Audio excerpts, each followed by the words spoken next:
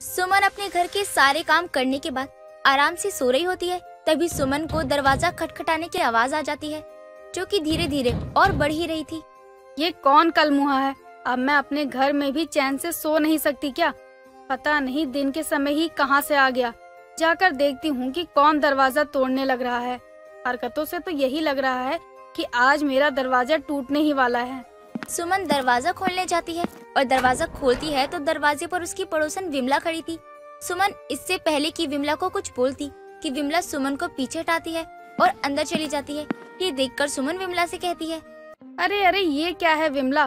तू किसी के घर अपने मर्जी से कैसे घुस के आ सकती है?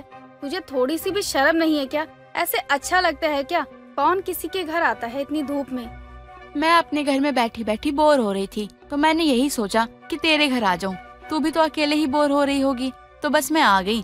अच्छा मेरे लिए एक ठंडा पानी ले आ, क्योंकि मैं धूप से आई हूँ। वाह, एक तो मेरी नींद खराब कर दी, ऊपर से मुझे ही बोल रही है कि पानी लाऊं। पहले तो मुझे ये बता कि तू यहाँ क्यों आई है? तुझे पता है ना कि मैं दिन में सोती हूँ और जो नींद मुझे दिन में आती है वो रात में नहीं आती। तू क्यों इतना मुंह बना रही है? अरे मैं तो तेरी पड़ोसन हूँ, तू मुझसे ही ऐसे बोलती है। एक मैं ही तो हूँ जिसे तू अपने दिल की सारी बात बताती है। अगर तू अब मुझसे ही नहीं बोलेगी तो तू देख लियो, मैं कभी नहीं आऊंगी तेरे घर, फिर तू बोलती रह जाइयो। अच्छा चल ठीक है, अब तू आ ही गई है तो क्या बोल सकती हूँ। वैसे आज मैं यहाँ किसी अच्छे काम से ही आई हूँ, जो तेरे भले की बात है। तू सुनेगी तो खुश हो जाएगी। ऐसी क्या बात है जिसे सुनकर मैं खुश हो जाऊंगी? तू मेरा पीछा छोड़ रही है क्या? भगवान, मुझे पता था कि आप एक न एक दिन मेरी प्रार्थना जरूर सुन लोगे, लेकिन मुझे ये नहीं पता था कि आप इतना जल्दी मेरी प्रार्थना सुन लोगे। हाय विमला, तू चली जाएगी तो मुझे तेरी बड़ी याद आएगी, लेकिन मैं काम चला लूंगी। हो गया तेरा, अब मेरी बात सुन ले। मैं इसी मोहल्ले में रहने वाली हूँ तो तुझे अब मुझे झेलना ही पड़ेगा। और मैं तुझे दूसरी बात ये बताने आई थी कि तेरे बेटे के लिए एक बहुत अच्छा रिश्ता आया है। अच्छा, वैसे लड़की कैसी है? उसका परिवार कैसा है? लोग ठीक तो है ना? कहाँ के रहने वाले हैं? तुझे किसने बताया इस रिश्ते के बारे में? अभी तूने कुछ कहा तो नहीं है ना उन्हें? अभी मन में कोई और भी सवाल है तो पूछ ले। अरे हद होती है, एक साथ इतने सारे सवाल कौन पूछता है? लड़की अच्छी है, लड़की का परिवार अच्छा है, मेरी जान पहचान का है, उन्होंने तेरे बेटे को देखा है और उन्होंने सामने से रिश्ता भेजा है, तो तुझे दिक्कत क्या हो रही है? और हाँ, मैंने अभी तक उनको हाँ नहीं बोला है। अच्छा, तू जानती है तो इसका मतलब सब कुछ ठीक ही होगा, वो लोग भी ठीक ही होंगे। एक काम कर विमला, तू उनसे मुझे मिलवा दे।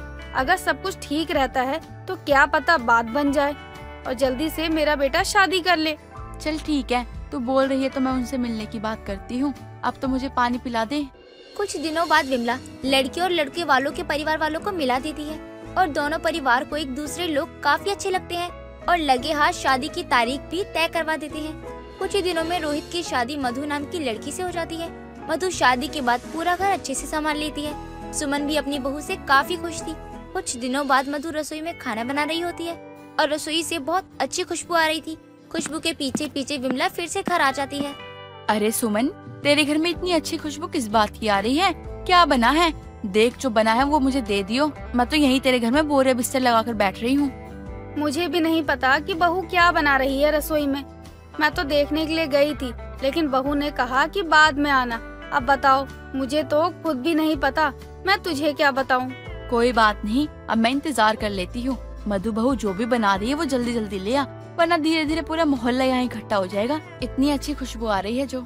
कुछ देर के बाद मधु हाथों में पोहा और जलेबी लेकर आती है। अपनी सास और विमला को अलग अलग कटोरी में दे देती है। विमला जैसे ही पोहा जलेबी खाती है वो तो खो जाती है, उसे बहुत अच्छे लगते हैं। बहू, क्या खिला दिया है तूने? ये तो बहुत अच्छा है, मजा ही आ गया खाकर। बहू मेरे लिए और ला देना। बहू ये क्या है? अच्छा तो लग रहा है, लेकिन समझ में नहीं आ रहा कि है क्या। ये पोहा जलेबी है। मुझे पता है आप लोगों ने शायद पहली बार ही सुना होगा, लेकिन ये मेरी अलग रेसिपी है, मुझे ही आती है बनानी। अच्छी लगी ना आप दोनों को? हाँ, बहुत ज्यादा। विमला को मधु की पोहा जलेबी बहुत ज्यादा अच्छी लगती है और उसके मुंह से स्वाद जा ही नहीं रहा था। इसलिए अब वो अक्सर किसी न किसी बहाने से वहाँ आ जाती है और जानबूझकर पोहा जलेबी ही बनवाती है। ऐसे ही कुछ दिनों बाद मधु मार्केट से सब्जियाँ लेकर बहुत थकी हुई घर जा रही होती है कि तभी गली में विमला मधु को रोक लेती है। अरे बहू, मैं तेरा ही इंतजार कर रही थी। मेरा इंतजार? लेकिन क्यों आंटी जी, कुछ काम था क्या आपको? हाँ बहू, वो क्या है ना, मुझे पोहा और जलेबी खाने का बहुत मन कर रहा था, तो मैंने सोचा कि तुझे बोल दूं कि तू मेरे लिए पोहा और जलेबी बना दे। आंटी जी, आपने कल ही तो मुझसे बनवाई थी ना पोहा जलेबी, आज फिर से? कल तो बीत गया ना, आज मेरा फिर से मन कर रहा है। देख, मैं तुझे और तेरी सास को अपना मानती हूँ। मुझे कुछ भी चाहिए होता है या कुछ भी खाने का मन करता है तो मैं सीधा तेरे घर आ जाती हूँ। अगर तू मुझे मना करेगी तो तेरे घर आने में मुझे फिर शर्म आएगी। आप ऐसे मत कहिए आंटी जी, आपको पोहा जलेबी खानी है ना तो कोई बात नहीं, मैं बना दूंगी। आपने ही तो मेरी यहाँ शादी करवाई है, तो मैं आपके लिए तो इतना कर ही सकती हूँ। विमला का तो अब रोज का ही हो गया था, ऐसे ही दिन निकल जाते हैं। एक दिन सुमन अपनी बहू को पूरे घर में ढूंढ रही होती है, लेकिन मधु कहीं भी दिखाई नहीं देती है। ये बहू कहाँ गई? जाने से पहले कहीं कुछ बताया भी नहीं। अब मैं कहाँ देखूं इसे? एक काम करती हूँ, विमला के घर जाती हूँ, क्या पता विमला ने ही उसे कहीं जाते हुए देखा हो। सुमन विमला के घर जाती है और वहाँ रसोई में मधु पोहा बना रही होती है और रसोई के बाहर विमला खड़ी थी। ये देखकर सुमन कहती है, अरे विमला, मेरी बहू यहाँ क्या कर रही है? मैं कब से इसे घर में देख रही थी। मैं ही लेकर आई थी तेरी बहू को। वो क्या है ना, मुझे पोहा और जलेबी खाने का बहुत मन था, तो उसे बहुत अच्छी पोहा और जलेबी बनाने आती है, तो बस इसलिए मैं उसे अपने घर ले आई। विमला, ये क्या है? तू हमेशा मेरी बहू से पोहा जलेबी ही बनवाती रहती है। मुझे तो लगता है कि मेरी बहू नहीं बल्कि ये तेरी बहू है। सुमन को विमला पर बहुत ज्यादा गुस्सा आता है, इसीलिए वो अपनी बहू को जल्दी ही वहाँ से लेकर चली जाती है। उसके बाद कभी भी विमला पोहा जलेबी खाने के लिए बोलती तो सुमन जानबूझकर पोहा जलेबी में कभी नमक डाल देती है तो कभी जानबूझकर मिर्ची डाल देती है। एक दिन विमला की पोहा जलेबी में ढेर सारी हरी मिर्च थी, जिसे खाने के बाद विमला को बहुत तीखा लगता है। उफ बहू, ये क्या खिला दिया तूने? जलेबी को जहर बना दिया तूने। हाय, कोई पानी लेकर आओ, कुछ लेके आओ, बहुत तीखा लग रहा है।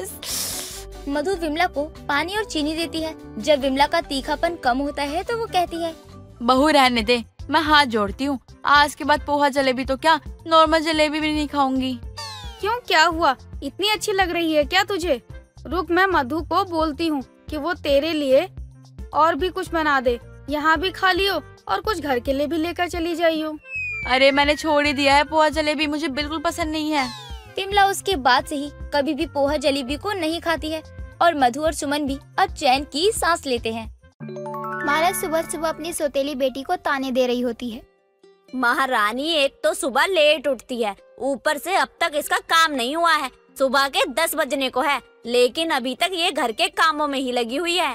अरे कर तो रही है बेचारी काम, और कितना काम करेगी घर का। जरा एक बात बताना, तुम या तुम्हारी बेटी कितना काम करती है घर का? मेरी बेटी के बारे में एक शब्द कहा तो तुम्हारे लिए अच्छा नहीं होगा।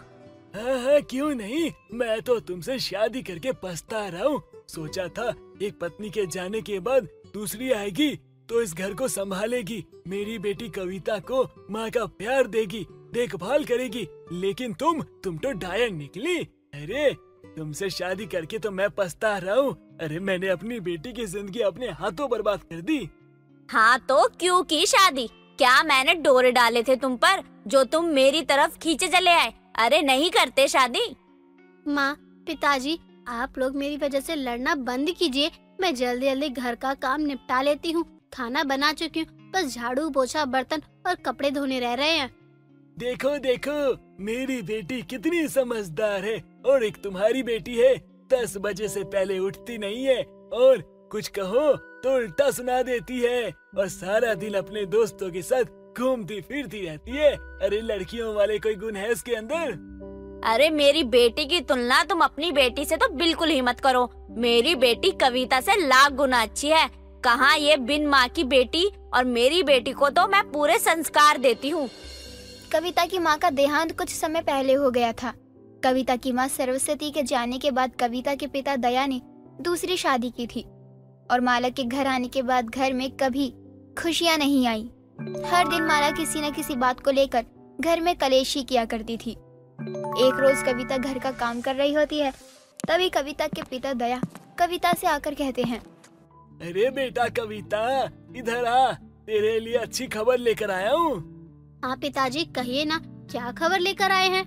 बेटा तुझे पता है, कल तुझे ना लड़के वाले देखने आ रहे हैं। मैंने सोचा जल्दी से आकर तुझे बता देता हूँ। और तेरी शादी जल्दी से करके तुझे भेज देता हूँ, ताकि इस माला के अत्याचारों से तू थोड़ी बच जाए। अरे कम से कम ससुराल में जाके खुश तो रहेगी। हाँ हाँ, क्यों नहीं। मेरी वजह से ही तो तुम्हारी बेटी की किस्मत में दुख लिखा है। मैंने ही तुम्हारी पत्नी को मारा था ना, ऐसा भी कह दो। अरे तुम्हें बीच में घुसने की क्या जरूरत है? मैं अपनी बेटी से बात कर रहा हूँ, तुम क्यों बीच में बोल रही हो? हाँ हाँ, बाप बेटी की बातें जो चल रही है, जैसे तो मैं इस घर का हिस्सा ही नहीं हूँ। मुझे कुछ जानने का अधिकार है भी या नहीं? दया ने अपनी बेटी कविता के लिए लड़का देखा था। लड़के वाले कल आने वाले थे और माला भी चाहती थी कि कविता इस घर से चली जाए। अब अगले ही दिन कविता के लिए रिश्ता वाले आते हैं। अरे लड़की तो बहुत सुंदर है आपकी, कितनी पढ़ी लिखी है, घर का काम धंधा तो जानती है ना, और घर की जिम्मेदारी तो संभाल लेगी ना। जी बहन जी, घर का काम वाम सब अच्छे से करती है। मेरी सारी जिम्मेदारी मेरी बेटी निभाती है। आपको पता है, मेरी पहली पत्नी के जाने के बाद पूरे घर की जिम्मेदारी मेरी बेटी ने उठाई है।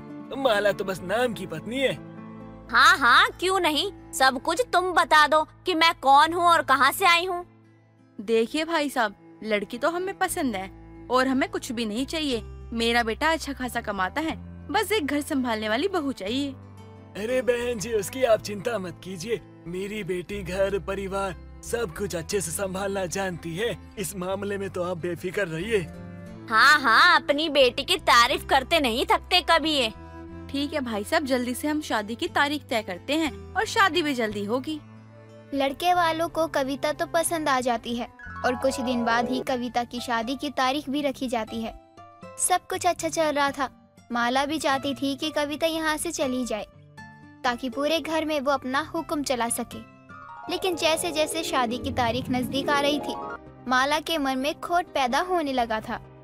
अरे तू पूरे दिन बाहर घूमती रहती है, तुझे कोई खबर भी है? कविता की शादी होने वाली है और लड़का बहुत सुंदर है और कमाता भी अच्छा है। मैं तो सोच रही थी तेरी शादी करवा दूं उससे। आपका दिमाग तो खराब नहीं हो गया? मैं कविता से 2 साल छोटी हूँ और रिश्ता उसका लगा है, ना कि मेरा।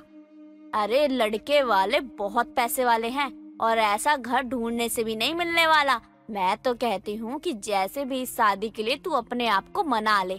माँ, भी मेरी उम्र ही क्या है, मैं कविता के होने वाली पति से तो शादी नहीं कर सकती। आपके मन में ना जाने क्या क्या आता रहता है। माला को जब पता चलता है कि कविता के ससुराल वाले अमीर हैं, अच्छे खानदान से हैं, तो उसके मन में लालच आ जाता है और वो सोचती है कि क्यों ना ऐसा किया जाए कि ऐसा रिश्ता हाथ से ना जाने दूं और अपनी बेटी दीपा की शादी कविता के लिए आए रिश्ते से करवा दूं।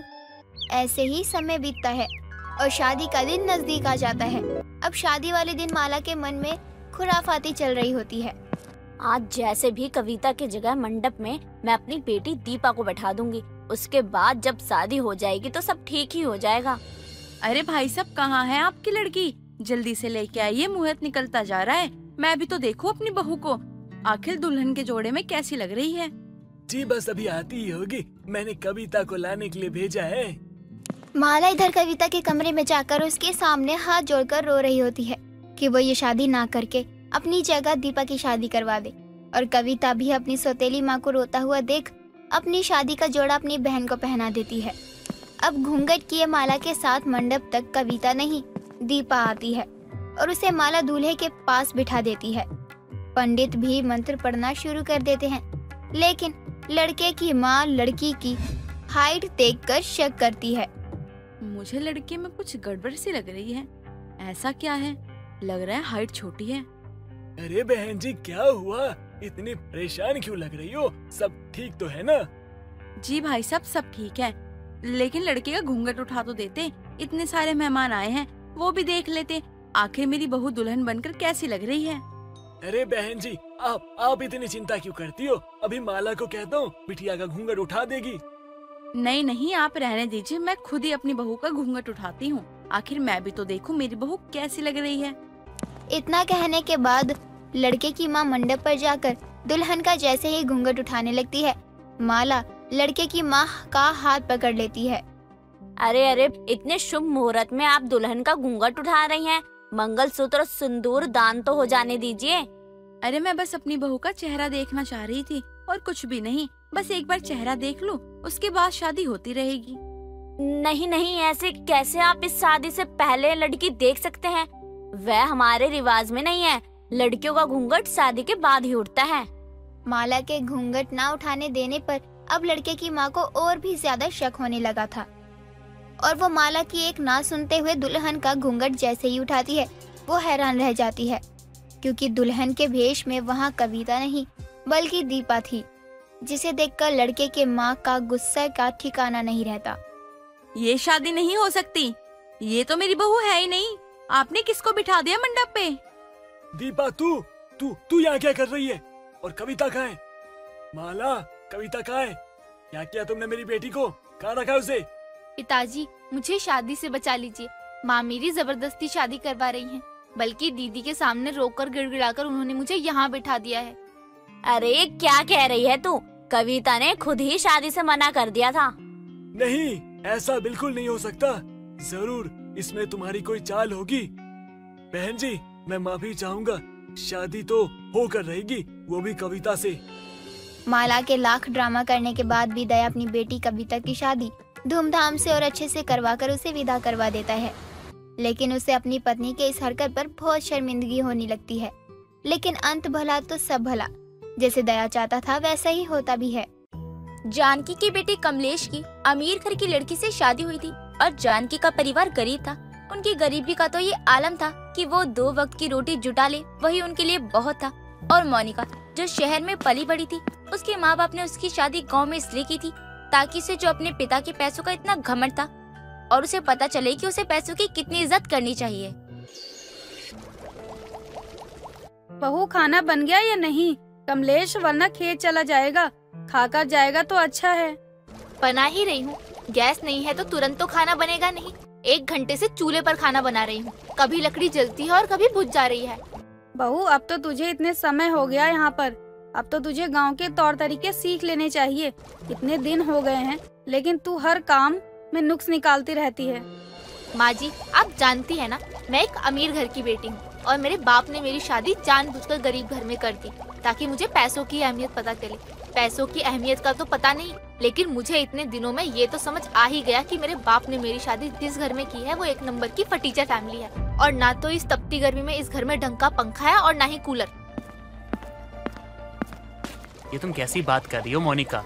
यहाँ गांव में पंखा हो ना, वही बहुत बड़ी बात हो जाती है, और तुम कूलर की बात कर रही हो। अरे कहाँ से लाएंगे हम? हमारे पास इतना पैसा नहीं है कि हम पंखे के अलावा कुछ और खरीद सके। अरे हम तो दूसरा पंखा तक नहीं लगा सकते घर में, और वैसे भी हमको आदत है, लेकिन तुमको नहीं होगी क्योंकि तुम बाहर रहती थी, AC कूलर ये सब यूज किया करती थी। अब अचानक से गाँव में आके रहोगी तो ये सब तो होगा ही ना।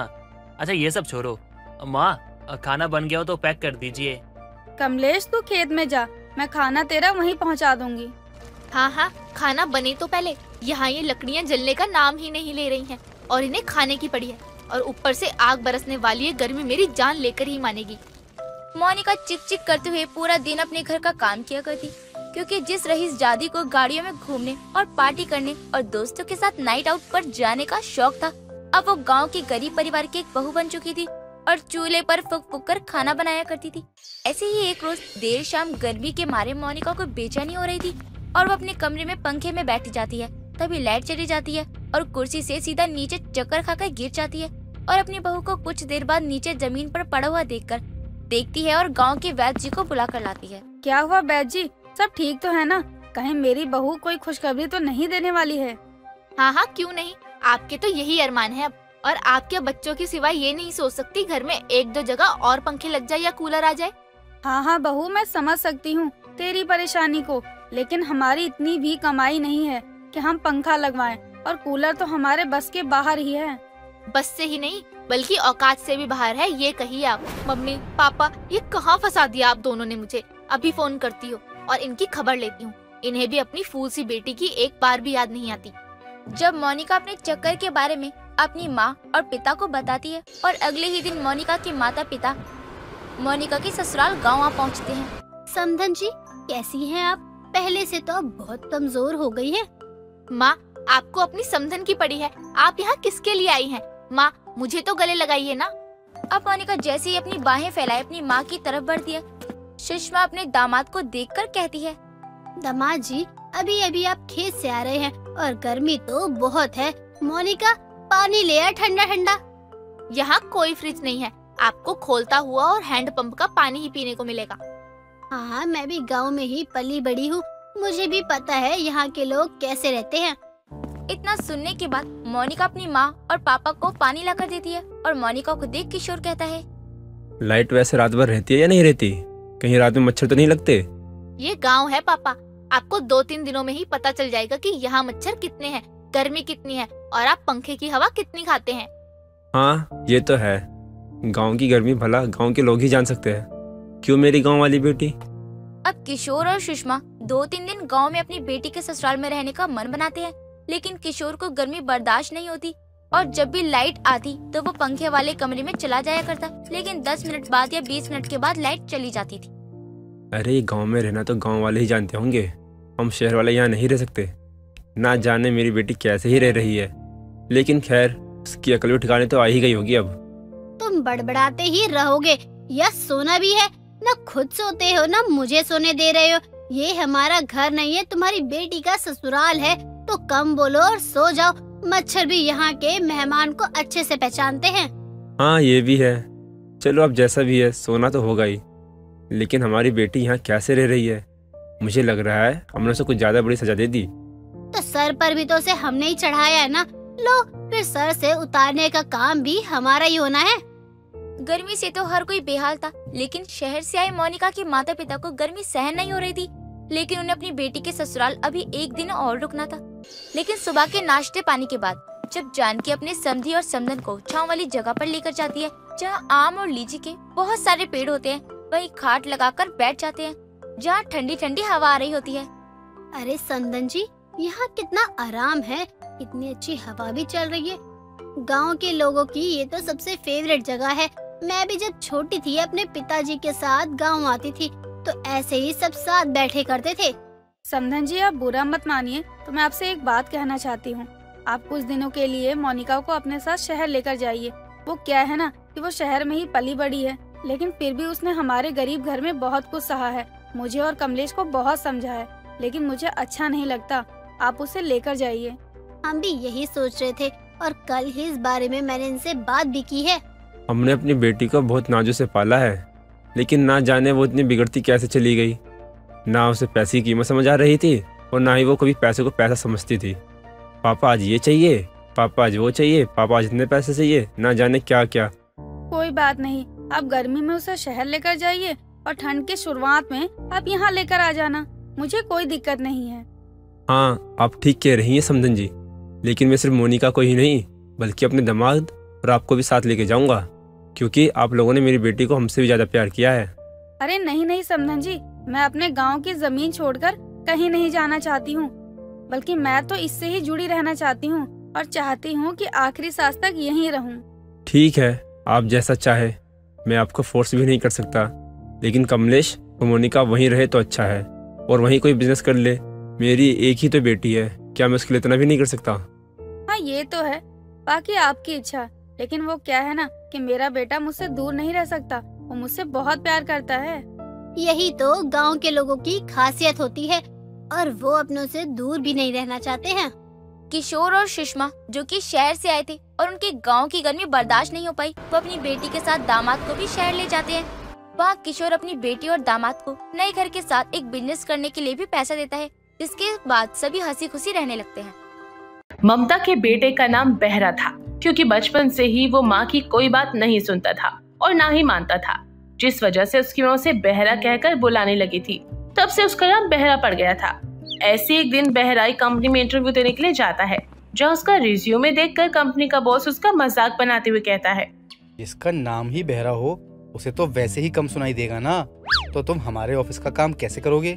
नहीं सर, दिक्कत बस मेरे नाम में है, अब बाकी मैं एकदम बिल्कुल ठीक हूँ। वो क्या है ना, अब बचपन से मैं अपनी माँ की बात सुनता नहीं था, ना ही मानता था, इसलिए मेरी माँ ने मुझे बहरा कहना शुरू कर दिया। उसके बाद आसपास के लोगों ने कहना शुरू कर दिया, उसके बाद मेरा नाम बहरा पड़ गया। और जो मेरा असली नाम था ना, अब वो तो अब किसी को याद भी नहीं है। तो कहीं ऐसा तो नहीं है कि तुम ऑफिस में हम सबकी भी बात न मानो? नहीं सर, वो तो मेरा बचपना था और अब मैं बहुत समझदार हो चुका हूँ। अब मैं जानता हूँ कि मेरा नाम मेरी पर्सनैलिटी से मैच बिल्कुल नहीं करता है। मैं तो बदलने का सोचता भी हूँ, लेकिन सारे डॉक्यूमेंट्स में ना बेहरा नाम है तो चेंज नहीं हो पाता है।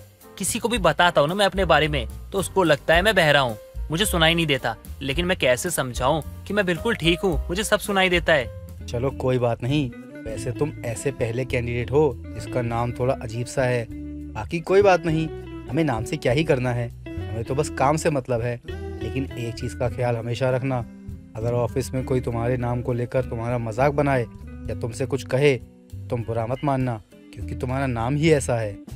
कोई बात नहीं सर, मैं अच्छे से समझ रहा हूँ। वैसे भी आसपास के सभी लोग मेरा मजाक बनाते हैं तो मुझे बुरा लगता नहीं है, तो और लोग बना देंगे तो क्या ही बिगड़ जाएगा। नाम की वजह से बेचारा हर जगह शर्मिंदा होता था। जैसे तैसे बहरे को जॉब तो मिल गई, लेकिन वो अभी भी परेशान रहता था। ऐसे एक दिन बहरे की माँ अपने बेटे से कहती है, अब तो तेरी नौकरी भी लग गई है और अब शादी की उम्र भी हो गई है तेरी। मेरी बात मान तो अच्छी सी लड़की देखकर शादी कर ले। अरे माँ आप न रहने दो, मेरी लव लाइफ की, मैरिज लाइफ की, इन सब की ना सबसे बड़ी दुश्मन ना आप हो। अरे इतना घटिया नाम कौन रखता है अपने बच्चे का, बहरा? ये कोई नाम होता है? सही में कह रहा हूँ माँ, अगर ना आपसे प्यार नहीं करता ना तो मैं आप पे केस ठोक देता ऐसा नाम रखने के लिए। अरे यार सब लोग मजाक बनाते हैं मेरा, सबको लगता है मैं बहरा हूँ, लेकिन उनको मैं कैसे समझाऊँ कि मेरा नाम बहरा है, मैं बहरा नहीं हूँ। अरे छोड़ अभी ये दुनियादारी। और वैसे भी तेरे लिए एक बहुत ही अच्छी लड़की का रिश्ता आया है। लड़की बहुत सुंदर है, मेरी बात मान तो मेरे साथ चल और लड़की को देख ले एक बार। दोनों आमने सामने मिलकर बातचीत कर लेना, अगर तुम्हें अच्छा लगेगा तो आगे की बात करेंगे। हाँ हाँ देख लूंगा, अब वैसे भी शर्मिंदा तो मुझे ही होना पड़ेगा। अरे बेटा वैसे भी लड़की के माँ बाप को पता है कि तेरा नाम बहरा है।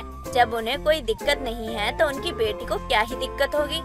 आप सच कह रही हो माँ, लड़की के माता पिता को मेरा नाम पता है और उन्हें कोई आपत्ति या दिक्कत भी नहीं है। ये तो बहुत अच्छी बात है। ठीक है तो हम दोनों चलते हैं लड़की देखने। शादी की बात सुनकर बहरा खुश हो जाता है, पर उसके मन में फिर से अपने नाम को लेकर सवाल उठने लगते हैं। ऐसे ही बहरा अपनी माँ के साथ लड़की देखने जाता है। लड़की का नाम पीहू था। लड़की देखने में काफी सुंदर थी। दोनों परिवार वाले लड़का और लड़की को अकेले में बात करने के लिए छत पर भेज देते हैं। अच्छा तो ये बताइए आपका नाम क्या है और आप करते क्या है? क्यों, आपको मेरा नाम नहीं पता? नहीं, मुझे ना तो आपका नाम पता है और ना ही आपका काम। वो मेरा नाम बहरा है और मैं एक प्राइवेट कंपनी में जॉब करता हूँ। एक मिनट, जॉब तक तो ठीक है, पर ये बहरा कैसा नाम है? ये नाम तो मेरे होने वाले हस्बैंड की पर्सनालिटी से बिल्कुल भी मैच नहीं करता। अगर मेरी शादी तुमसे भी हो गई तो लोग तो मेरा बहुत मजाक उड़ाएंगे। शादी के कार्ड पर हम दोनों का नाम बिल्कुल भी मैच नहीं करेगा। पीहू वेड्स बहरा। Oh my God. हाँ मैं जानता हूँ कि मेरा नाम थोड़ा अजीब सा है, लेकिन किसी के नाम का मजाक बनाना ये अधिकार तुम्हें किसने दिया है? और वैसे तुम्हारे माता पिता को ना मेरा नाम पता था, उन्होंने तुम्हें नहीं बताया तो गलती उनकी हुई। अरे बता दे भी कैसे, वो भी सोच रहे होंगे कि किस मुंह से अपने बेटी को हम लड़के का नाम बताए। तुम्हारा नाम सुनकर ही इस रिश्ते को रिजेक्ट करती हूँ। तुम्हारी वजह से मेरी बहुत बेइज्जती होगी। तुम्हारे साथ साथ लोग मुझे भी बहरी कहकर बुलाने लगेंगे। ठीक है, अगर तुम मुझसे शादी नहीं करना चाहती हो तो मत करो, लेकिन कम से कम मेरी बेइज्जती मत करो। तुम्हारे नाम में ही तुम्हारी बेइज्जती छुपी हुई है। खैर ये सब छोड़ो और नीचे चलो, घर वालों के सामने इस रिश्ते के लिए मना भी तो करना है ना। पीहू बहरे को खूब बेइज्जती करने लगती है। खुद की बेइज्जती देखकर बहरे से बर्दाश्त नहीं होता और वो गुस्से में वहाँ से चला जाता है। घर आने के बाद ममता कहती है, ये सब क्या है बहरा? सबके सामने मेरी बेइज्जती करनी जरूरी थी क्या? अरे तूने किसी को कुछ बताया नहीं, कुछ कहा नहीं और तू वहाँ से सीधा भाग गया। ऐसा क्यों किया तूने आखिर? तू क्या करता माँ, क्या करता मैं? उस लड़की से बेइज्जती करवाता। अरे वो लड़की जितने भी टाइम मेरे साथ थी ना, बस मेरी बेइज्जती पे बेइज्जती किए जा रही थी। अरे उसने तो मेरी पर्सनैलिटी के बारे में कुछ बोला ही नहीं। अरे उसको तो बस मेरे नाम से मतलब था, बस उसको मजाक बनाना था मेरा। अरे शादी उससे करके ना अपनी जिंदगी थोड़ी झंड करनी थी मुझे। अच्छा तो ये बात है, पता नहीं क्या लिखा है तेरी कुंडली में। मैं तो कहती हूँ कि कल पंडित जी से मिल लेते हैं और उन्हें मैं तेरी कुंडली दिखा देती हूँ। कम से कम कुछ तो बताएंगे पंडित जी, अभी तेरी शादी क्यों नहीं हो रही है। अरे माँ कुंडली की छोड़ दो, पंडित जी से ना जाके मेरा नाम भी बताओगी ना तो वो भी बोलेंगे इसकी शादी तो होने से रही। अरे बेटा ऐसे मत बोल, मैं तो दुआ करती हूँ कि जल्दी से मेरे बेटे को कोई बहरी मिल जाए। अरे माँ। ऐसे एक दिन बहरा परेशान होकर अपनी माँ के साथ मंदिर जाता है, जहाँ उसे एक लड़की दिखाई देती है। लड़की दिखने में काफी सुंदर थी। उस लड़की को देखकर बहरा सोचने लगता है, ये लड़की दिखने में कितनी सुंदर है, इसका चेहरा कितना मासूम सा है। इसे देखकर मुझे प्यार होने लगा है। पता नहीं कहीं मेरा नाम सुनकर ये भी मेरा मजाक ना बनाए, लेकिन जो भी है शादी तो इसी से करनी है। बहरा अपनी माँ को उस लड़की को दिखाने लगता है। ममता भी पंडित जी से उस लड़की के बारे में पूछने लगती है। वैसे ये लड़की अब बहुत संस्कारी है। हाँ, इसके माँ बाप के भी विचार बहुत अच्छे हैं, लेकिन बेचारे गरीब है। इसी के कारण अभी तक अपनी बेटी की शादी नहीं करवा पाए। लेकिन हाँ, लड़की की खूबसूरती में कोई कमी नहीं है। इसके लिए तो बहुत रिश्ते आते हैं, लेकिन माँ बाप गरीब है ना, तो शादी के लिए मना कर देते हैं, क्योंकि वो दान दहेज और शादी का खर्चा उठाने में समर्थ नहीं है। पंडित जी, आप मुझे इस लड़की के घर का एड्रेस बता दीजिए। मैं कल ही इसके घर जाकर शादी की बात करूंगी। मुझे दान दहेज कुछ भी नहीं चाहिए। मैं तो कहती हूँ मंदिर में जाकर मैं शादी करने के लिए तैयार हूँ। मुझे लड़की इतनी ज्यादा पसंद आ गई है। जी ठीक है, लेकिन एक दिक्कत है। वो क्या? जी वो लड़की का नाम ना गूंगी है, और वो दिखने में बहुत सुंदर है। उसका नाम थोड़ा अजीब है। मैं उसके घर वालों को गहराई से नहीं जानता, लेकिन बच्ची बहुत संस्कारी है। मंदिर में रोज आती है और रोज उसको देखता हूँ। किसी से कुछ नहीं बोलती, चुपचाप बैठी रहती है, पूजा करती है और घर चली जाती है।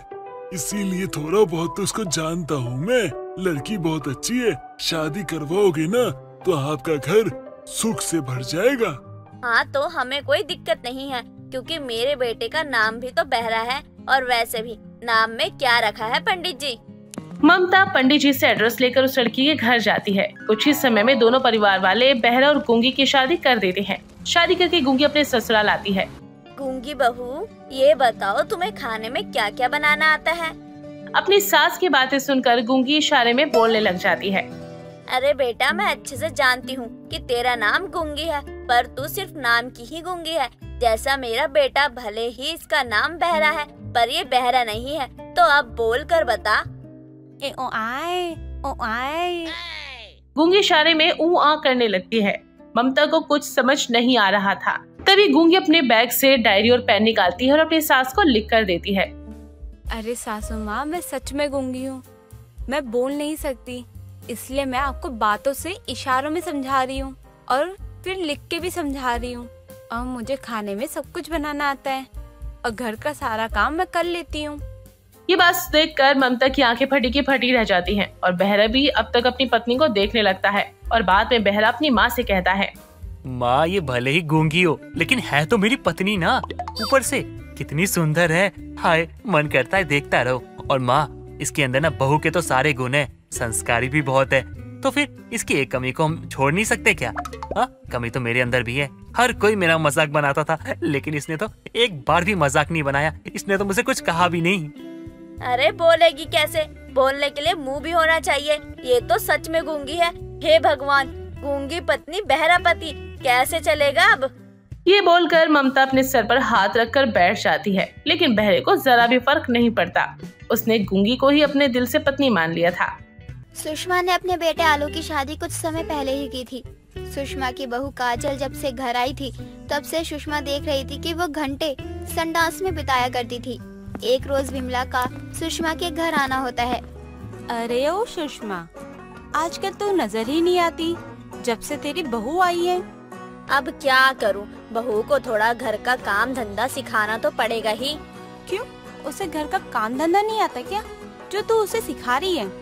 आता तो सब है, लेकिन थोड़े घर के तौर तरीके, उठना बैठना उसके घर से अलग है, तो उसे सीखना तो पड़ेगा ही। अच्छा ऐसा है क्या? ये तो तू सही कह रही है। और बता, सब क्या चल रहा है? भगवान की दुआ से तो सब अच्छा है। बेटे की शादी करी थी, अब क्या चिंता। हाँ, ये तो तू सही कह रही है। बेटे की शादी तो तूने कर ही दी है, अब तू बेफिक्र रह। बस से तेरी बहू नजर नहीं आ रही है। अभी अभी थोड़ी देर पहले वॉशरूम गई है। क्यों, तुझे मेरी बहू से कुछ काम था क्या? सुषमा और विमला बात कर ही रही होती हैं। तभी विमला देखती है कि सुषमा की बहू टॉयलेट से निकली है और बिना हाथ धोए किचन में चली गई है और कुछ देर बाद ही वो चाय बना कर लाती है। देख रही है विमला, बिना कहे ही मेरी बहू चाय बना लाई है। बड़ी समझदार बहू है। तेरी बहू तो बहुत समझदार है, लेकिन वॉशरूम से बाहर आने के बाद वो हाथ पैर नहीं धोती क्या? अरे तू भी कैसी बातें कर रही है मेरी बहू के बारे में। अब चाय उठा भी ले, क्या उसका मुंह देख रही है? विमला उस वक्त जो भी नोटिस करती है वो सही नोटिस करती है, लेकिन ऐसे ही कुछ दिन बीत जाते हैं और सुषमा देखती है कि जब भी काम का समय होता काजल घर में कहीं नजर नहीं आती।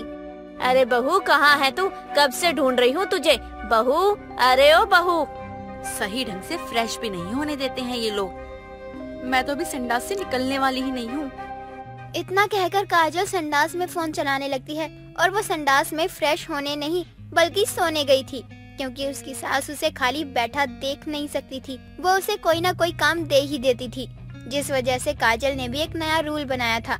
जब भी वो अपनी सास को देखती कि सास उसे कोई काम कहने वाली है, तभी वो संडास में जाकर बैठ जाया करती।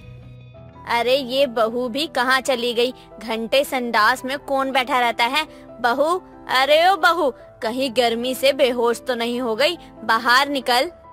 सुषमा अपनी बहू को काफी आवाज लगाती है, लेकिन सुषमा की बहू काजल अपनी सास को कोई जवाब नहीं देती। सुषमा को काजल की हरकतों पर गुस्सा आ रहा होता है, तभी वो जाकर सोफे पर बैठ जाती है।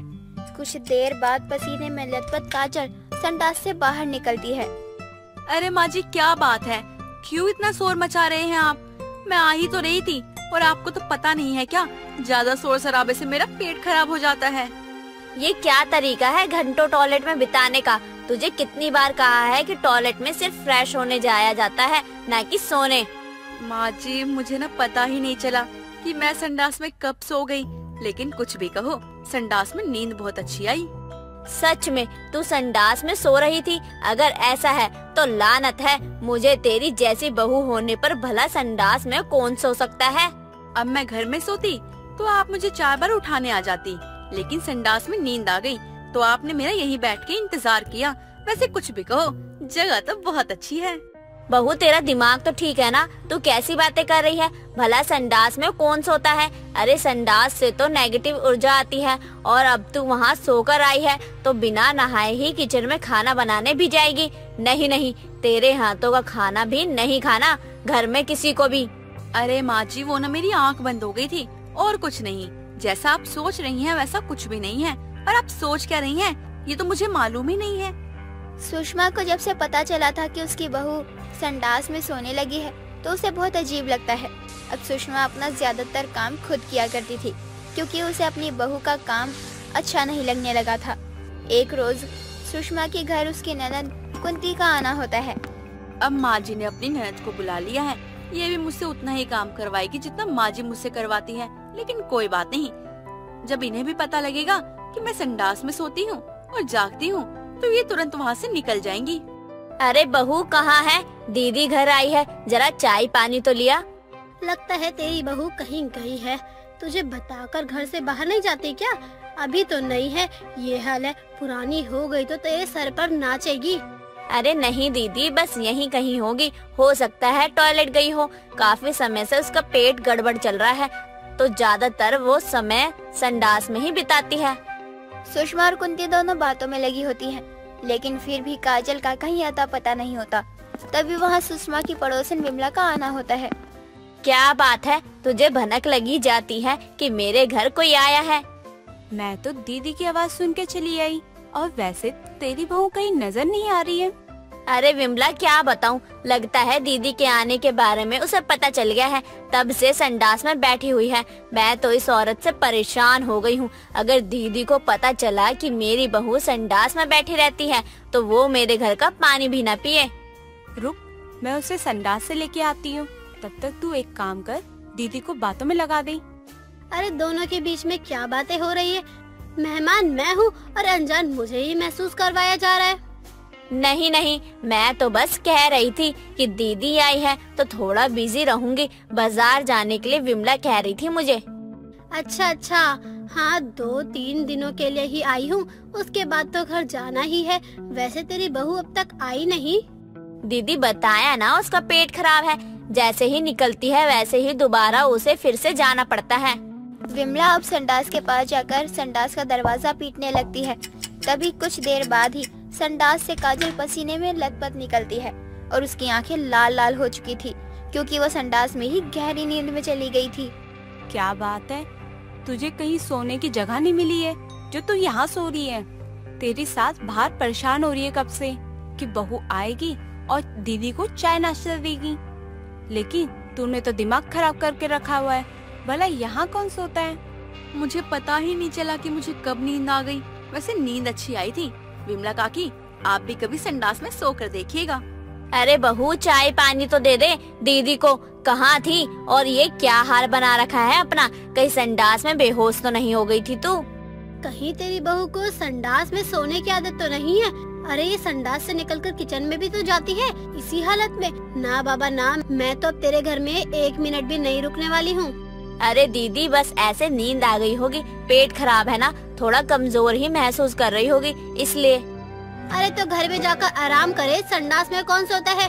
नहीं नहीं सुषमा, तेरे घर में बरकत नहीं होगी अगर तेरी बहू की यही हरकतें रही तो। ये तो आप ठीक कह रही हैं, लेकिन मैं क्या करूं? इसे संडास में सोने की आदत है और मैं इस आदत से बहुत परेशान हो चुकी हूँ। और मैंने आपकी आदतों से परेशान होकर संडास में सोने का फैसला लिया है। भला 3-4 बजे कौन उठता है घर का काम करने के लिए? अरे घर का काम तो आराम से भी हो सकता है ना, मुझे कौन सा कहीं बाहर जाना होता है? बहू, तो तू ये बात मुझसे भी कह सकती थी, ऐसे हरकतें करने की क्या जरूरत थी? वैसे तू सास बनने के बाद तू कुछ ज्यादा ही अत्याचार करने लगी अपनी बहू पर। जिस तरह तू अपनी बेटी पर करती थी, तू कभी नहीं सुधरने वाली है, लेकिन तेरी बहू ही तुझे सुधारेगी। कुंती तो काजल की हरकतों को देखकर वहाँ से चली जाती है, लेकिन सुषमा को अपने मेहमान का ऐसे जाना बुरा लगता है। लेकिन सुषमा कर भी क्या सकती थी? उसकी बहू की हरकतों की वजह से ये सब हुआ था और इल्जाम भी तो सुषमा पर आया था कि वो सुबह सुबह अपनी बहू को उठा देती है। तभी उसकी बहू संडास में सोने जाती है